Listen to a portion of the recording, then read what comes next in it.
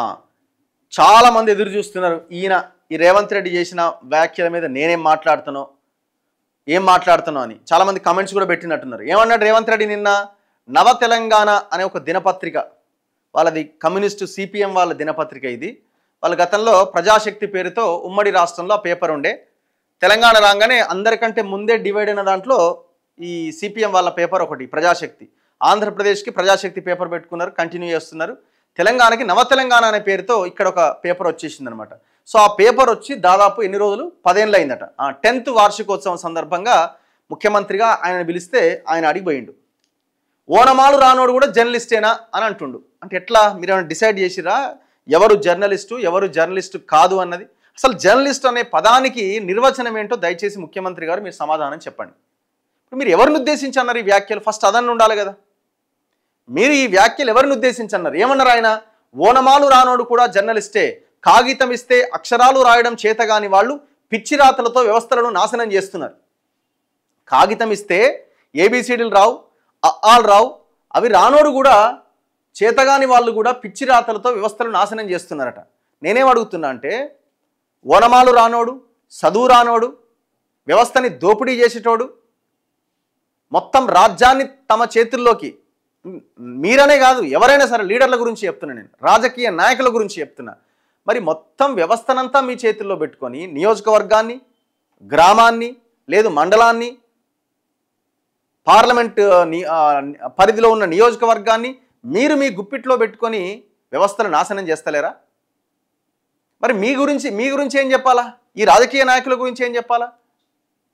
మీకు అంత చదువు వచ్చే మీరు మీ పదవుల్లో ఉంటున్నారా? తీద్దాం మొత్తం అందరినీ. 119 మంది ఎమ్మెల్యేలు, కాంగ్రెస్ గెలిచిన ఎమ్మెల్యేలు ఎవరైతే ఉన్నారో వాళ్ళ మీద ఉన్న క్రిమినల్ కేసులేంది, వాళ్ళు చేసిన దందాలేంది, వాళ్ళు చేసిన వ్యవహారాలేంది, వాళ్ళు చదువుకున్న చదువేంది, మీ మంత్రులకు దిద్దాం లెక్క. ఇంటి పేరులా జర్నలిస్ట్ అని పెట్టుకుంటున్నారట. అంటే ఇంటి పేరు తీసేసి ముందు జర్నలిస్ట్ అని పెట్టుకొని పేరు పెట్టుకుంటున్నారని అంటున్నారు. ఇప్పుడు నేను పెట్టుకున్నా జర్నలిస్ట్ రఘు అని. సో అట్లా చాలామంది చదువు రానోళ్ళు కూడా జర్నలిస్ట్ అని పెట్టుకుంటున్నారట. సోషల్ మీడియాలో అసభ్య భాషతో జర్నలిజాన్ని నిర్వీర్యం చేస్తున్నారు. 100% ఎవరు అసభ్య భాష వాడినా దాన్ని ఖండించాల్సిందే. యూట్యూబ్లో అది కొంత, సోషల్ మీడియాలో కొంత మితిమీరి ఉండొచ్చు, దాన్ని కట్టడి చేసే ప్రయత్నం చేయాలా. ఇప్పుడు లీడర్లు మాట్లాడతలేరా భాష? ఎవరు నేర్పిండి తెలంగాణకి భాష? పనికిమాలిన భాష. కేసీఆర్ మీరే కదా మొత్తం వ్యవస్థ అందరికీ నేర్పింది. ఆయన స్టార్ట్ చేసింది, మీరు కంటిన్యూ చేస్తున్నారు. అసలు అసభ్య పదజాలాన్ని వాడుతున్నది, ఉపయోగిస్తున్నది నాయకులే. కనీస అర్హతలు లేకుండా జర్నలిస్టులుగా చెలామణి అవుతున్న వాళ్ళని సీనియర్లే పక్కన పెట్టాలి.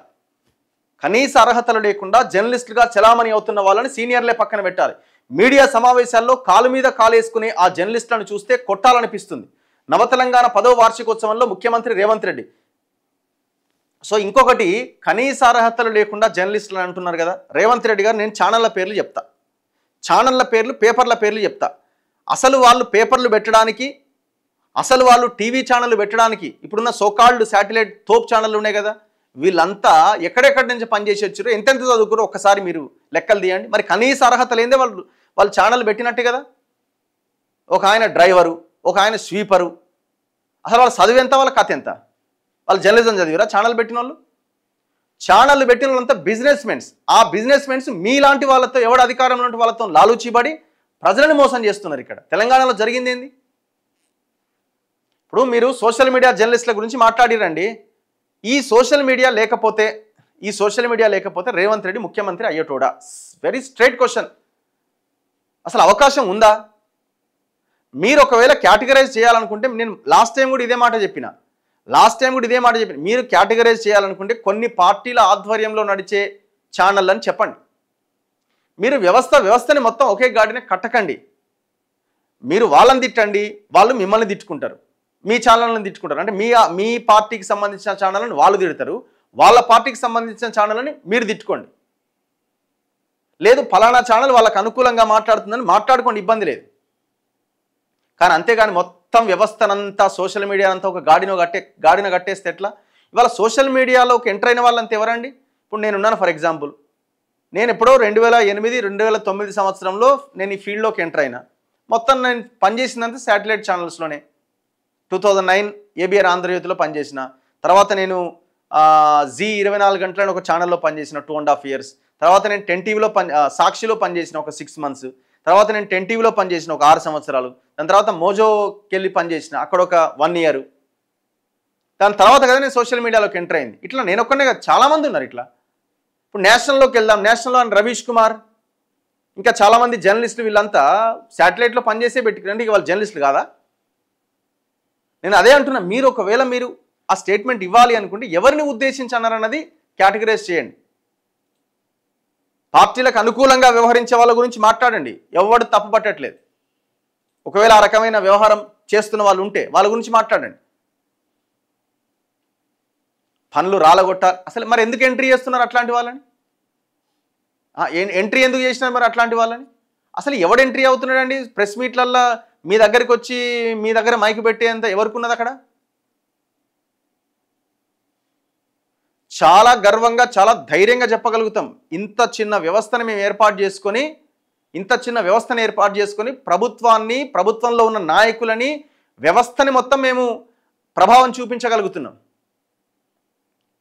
చూపించండి. నేను చేసిన స్టోరీస్ ఎవడైనా చేసినా చూపించండి. ఏ శాటిలైట్ ఛానల్లోడైనా చూపించమనండి. ఒక్క స్టోరీ చెప్పండి, మీరు తీసుకురండి. చివరికి మేము చేసిన స్టోరీస్ని ఫాలో అవుతున్నాయి కొన్ని ఛానళ్ళు. రాజకీయ నాయకులపై విశ్వసనీయత దెబ్బతిన్నట్టుగానే జర్నలిస్టుల విశ్వసనీయత కూడా క్రమంగా తగ్గుతోందని రాష్ట్ర ముఖ్యమంత్రి రేవంత్ రెడ్డి అన్నారు. ఒకప్పుడు పత్రికలు, ప్రసార సాధనాలంటే ప్రజలకు విశ్వసనీయత ఉండేది. ప్రస్తుతం జర్నలిస్టు విలువలు పూర్తిగా తగ్గిపోయాయని వ్యాఖ్యానించారు. ఓనమాలు రాని వాళ్ళు, కాగితం ఇస్తే అక్షరాలు కూడా రాయడం రాని వాళ్ళు జర్నలిస్టులుగా చెలామణి అవుతూ జర్నలిజాన్ని నిర్వీర్యం చేస్తున్నారని సంచలన వ్యాఖ్యలు చేశారు. ఇప్పుడు మేము ఇది మాట్లాడిన తర్వాత ఏమంటారు తెలుసా? ఎవరన్నా తెలిసిన వాళ్ళు, అది నిన్ను ఉద్దేశించి కాకుండొచ్చు.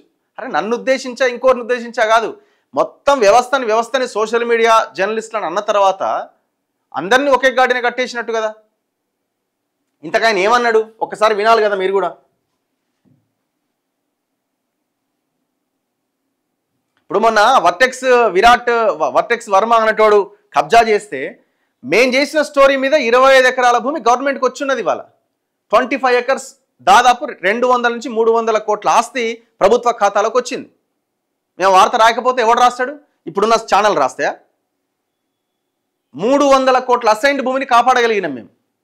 ఎంతోమంది ప్రజలని, మీరు ఒకవేళ ఇనిషియేటివ్ తీసుకొని యాక్షన్ తీసుకోకపోయినా ఎంతోమంది ప్రజలని ఫలానా వెంచర్లో ఫలానా దగ్గర మీరు కొనకండి అని చెప్పి ప్రజలను అప్రమత్తం చేయగలిగినాం. ఇది ప్రజల యొక్క, ప్రభుత్వం యొక్క ఆస్తిని కాపాడిన వాళ్ళ మీద ఒక్క ఛానల్ పేరు చెప్పండి, ఎవడు చేసిండు, ఎవడు రాసిండో. పొద్దున లేస్తే అధికార పార్టీ భజన తప్ప ఏమనుందా?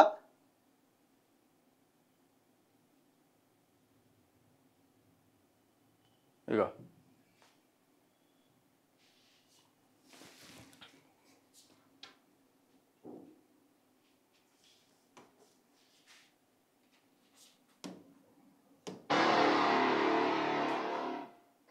ఈరోజు గతంలో సిద్ధాంతపరమైన భావజాల వ్యాప్తి కోసం రాజకీయ పార్టీలు ప్రతిరోజు వింత పోకడలు వచ్చినాయి. చేస్తున్న తప్పులను కప్పిపుచ్చుకోవడానికి సమాజంలో జర్నలిస్ట్ అనే పదానికి డెఫినేషన్ ఎత్తుక్కోవాల్సిన పరిస్థితి వచ్చింది. మేము నిర్వహిస్తున్న పత్రికా సమావేశాలలో సీనియర్లు కావచ్చు, జూనియర్లు కావచ్చు, వాళ్ళు అడిగే ప్రశ్నను బట్టి వాళ్ళు జర్నలిస్టులా లేకపోతే రాజకీయ పార్టీల కార్యకర్తలు జర్నలిస్టు ముసుగేసుకొని వచ్చి ప్రశ్న అడుగుతుండ్రా అర్థం కానంత అమాయకులు ఎవరు లేరు. ఈరోజు జర్నలిజం ముసుగులో కొన్ని రాజకీయ పార్టీలు వాళ్ళు నిర్వహిస్తున్న విధానం, వాళ్ళు చేస్తున్న ఆరోపణలు ఈరోజు సమాజం అంతా నిశ్చితంగా గమనించాలి.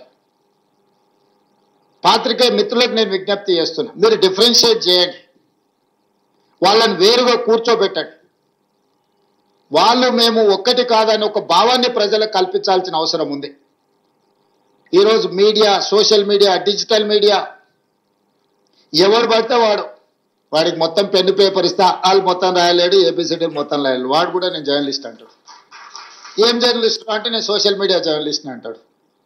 మన పేరు పక్కనే జర్నలిస్ట్ అని పెట్టుకుంటాడు. అది మొత్తం వాళ్ళ ఇంటి పేరే అయినట్టు, వాళ్ళ తాతలు ముత్తాతల నుంచి జర్నలిజంలో పుట్టి పెరిగినట్టు జర్నలిస్ట్ ఎల్లయ్య, జర్నలిస్ట్ పుల్లయ్య అని పెట్టుకుంటారు.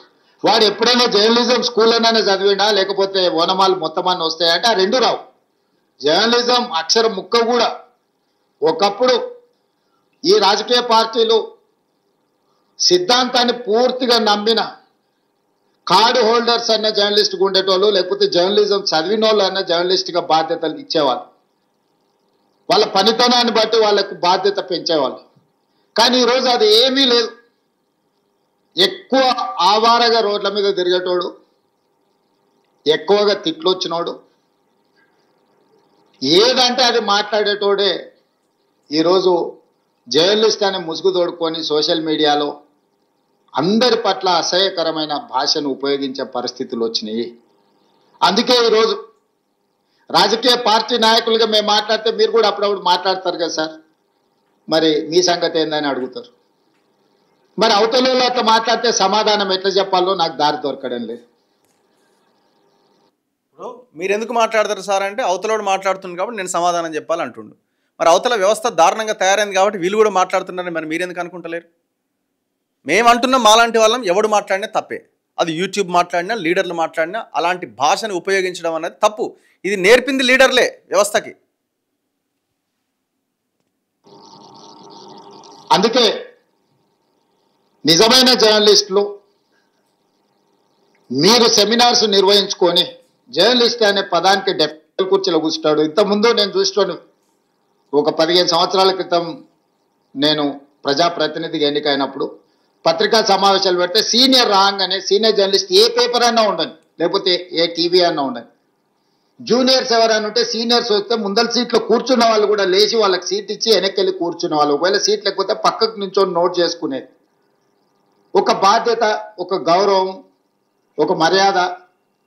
వాళ్ళ యాజమాన్యాలు ఎవరున్నా జర్నలిస్టుని ఒక గౌరవించుకునే పరిస్థితి ఉంది. ఇప్పుడు ఆ పరిస్థితి పూర్తిగా దెబ్బతిన్నది.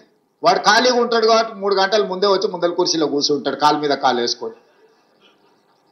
వాడికి వచ్చిన సీనియర్ జర్నలిస్ట్ వాళ్ళ జీవితాన్ని మొత్తం జర్నలిజంలో కలిపినరు. వాళ్ళు సిన్సియర్గా ప్రజా సమస్యల్ని విశ్లేషించడానికి, పరిశోధనలు చేయడానికి, వాళ్ళ జీవితాన్ని, ఆరోగ్యాన్ని ఫనంగా పెట్టి, కుటుంబాలను కూడా ఫనంగా పెట్టి ప్రజల సమస్యలను తెలుసుకోవడానికి ఎక్కడెక్కడనో మారుమూల ప్రాంతాలకు వెళ్ళి రోజుల కొద్దీ ప్రజలలో మమేకమయ్యే ఆ సమస్యల్ని తెలుసుకొని వాళ్ళు రాసిందన్న సంగతి, పాలకులు చేస్తున్న తప్పులను పట్టుకోవడానికి ఇట్లా ఆయన స్పీచ్ కొనసాగింది.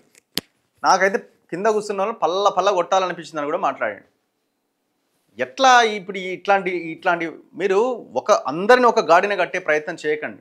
సింపుల్గా అనేస్తారు. ఒకవేళ అడిగిన ఇట్లా మాట్లాడదు కదా, అది మీ గురించి కాదులే అన్న, మీ గురించి అనర్లే ఆయన, మీ గురించి అనరు, మీ గురించి తెలుసు కదా, పల్ల కొట్టాలనిపించిందని కూడా మాట్లాడాడు అలా అంటారు. కానీ మీరు మాట్లాడిన భాష ఎట్లున్నది? అందరినీ ఒకే గాడిన కట్టేసినట్టుగానే ఉంది కదా. ఫేక్ జర్నలిస్టులు ఉన్నారట, 100% వాస్తవమే. ఫేక్ జర్నలిస్టులు ఉన్నదన్నది కూడా వాస్తవమే, డౌట్ ఏముంది అందులో? ప్రతి వ్యవస్థలో రియాలిటీ ఉంటుంది, ఫేక్ ఉంటుంది. ఇప్పుడు లీడర్లకి కనీసం ఎమ్మెల్యే అయినోడికి ప్రమాణ స్వీకారంలో ఉన్న ఆ పదాలు కూడా చదవనీకి రాదు. ఇప్పుడు ఓనమాలు కూడా రావు జర్నలిస్టులకు అంటారు కదా. ఉంటారు కొంతమంది, ఫేక్ ఉండొచ్చు, ఉంటారు, ప్రతి దాంట్లో ఉంటారు. ఇప్పుడు లీడర్లకి ప్రమాణ స్వీకారం పత్రం ఇస్తే జా అని చదివే బ్యాచ్ ఉన్నది మన దగ్గర. చదవస్తుందా మొత్తం పూర్తిగా తెలుగు అక్కడ ఉన్నదాన్ని? ఇంగ్లీష్లో చదవస్తుందా పోనీ?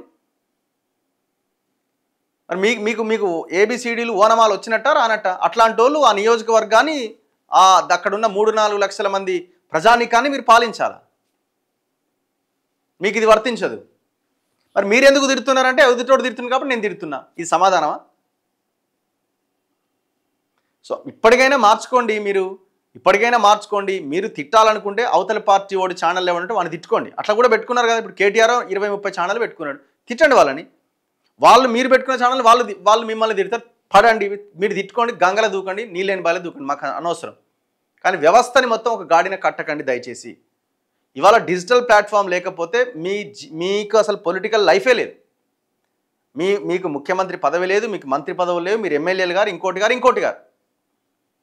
భవిష్యత్తు కూడా డిజిటల్ మీడియాదే, గుర్తుపెట్టుకోండి. భవిష్యత్తు కూడా డిజిటల్ మీడియాదే. ఇవాళ శాటిలైట్ ఛానల్స్ డిపెండ్ అయ్యేది ఆ టీవీలో వచ్చే వార్తలతోటి కాదు, మళ్ళీ యూట్యూబ్ మీదనే డిపెండ్ అవుతున్నాయి. వాళ్ళ రెవెన్యూ మాత్రం యూట్యూబ్లోనే జనరేట్ అవుతుంది. మళ్ళీ వాళ్ళు ఆ వ్యూస్ మీదనే డిపెండ్ అవ్వాల్సిన పరిస్థితి వస్తున్నది.